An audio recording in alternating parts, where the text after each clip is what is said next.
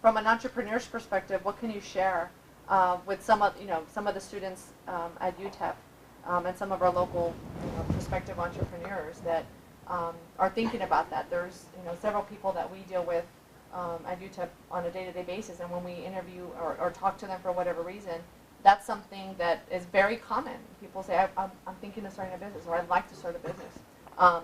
They're just maybe not sure, or there's that risk factor. So what advice can you offer to them, whether they are entrepreneurial or not? There's a couple things. Number one is try it and do it. And don't be afraid to fail, and if you fail, then you just try again. And if you have to, you go get a job and make some money and then try again, if that's what is important to you. But the other thing I think is, there's a brand new book from Google. Has anybody heard of it yet? It's How Google Works. That's the title of it. It was released literally like last week. Schmidt and a couple of others, and Larry Page is a contributor to it. I haven't finished it yet, but I'm about halfway through it. The first 15 pages are really all you need, and they talk about how now Google is in the business of, they're a hardware manufacturer, they're a lifestyle business, they're well beyond just search. And he credits the fact that they grew that way and that fast to the fact that they didn't have a plan. He says that we didn't have a business plan, we didn't have a go-to-market strategy, we didn't have a bunch of market research, we didn't have a line card for how we were going to sell our ads. A lot of this stuff we didn't know, and because we didn't pretend to know, we were more creative in the way that we did it once we got there. And I'm not saying that kind of laissez-faire approach works for every business, but there is some elegance in that, right? In knowing enough to get started and being willing and daring to adapt and learn what you might not know along the way. And you end up with a company like Google. You end up with Oracle. This tells us a similar story, although they were a lot more structured. But so I think that's the advice or the suggestion is just start, just try. I mean, my first startup, literally, Barbara will remember, we did an implementation of a Cisco product, and I said, send me your best reseller who will remain nameless and is not in the room. At least I don't think so.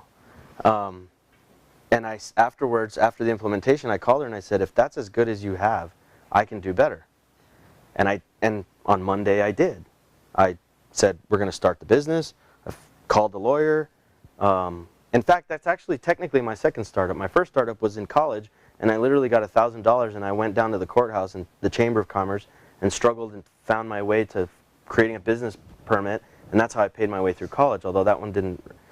But anyway, the point is that you just try, you just go for it, right? In some cases, you just have to do it. And the startup that I'm talking about with Barbara and Cisco, what we did, and if everybody has heard the word cloud now, right?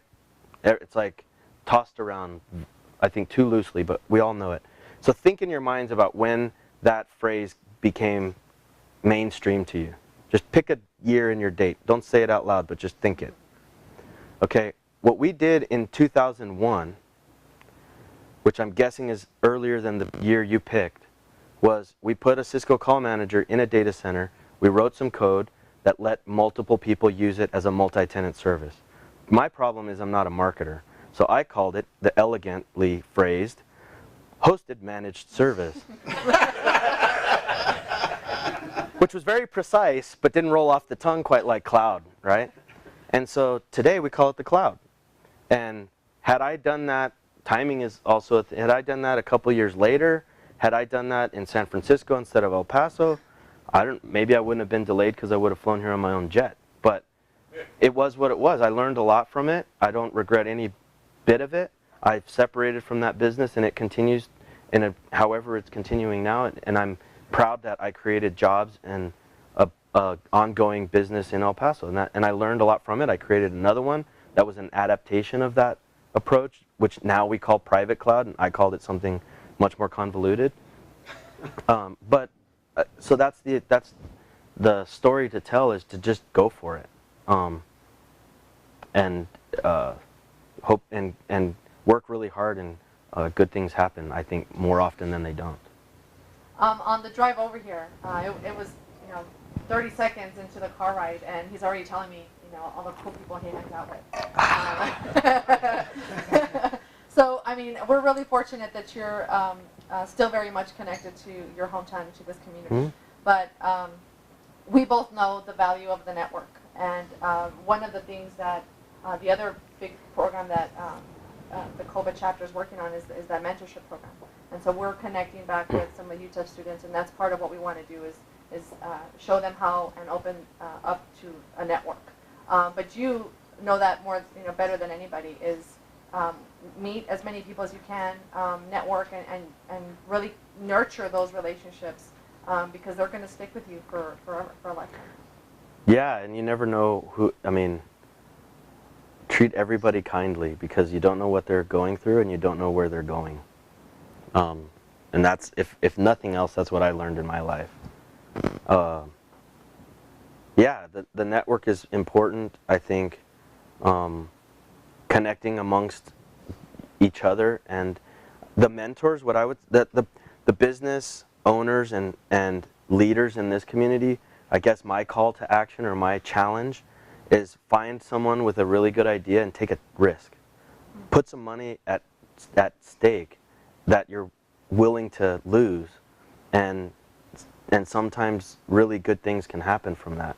And I think if there were a little bit more of that, I think El Paso, any community, it's not just El Paso, but I think you'll find that young, unjaded, unbiased minds can disrupt your own industry in a phenomenal way.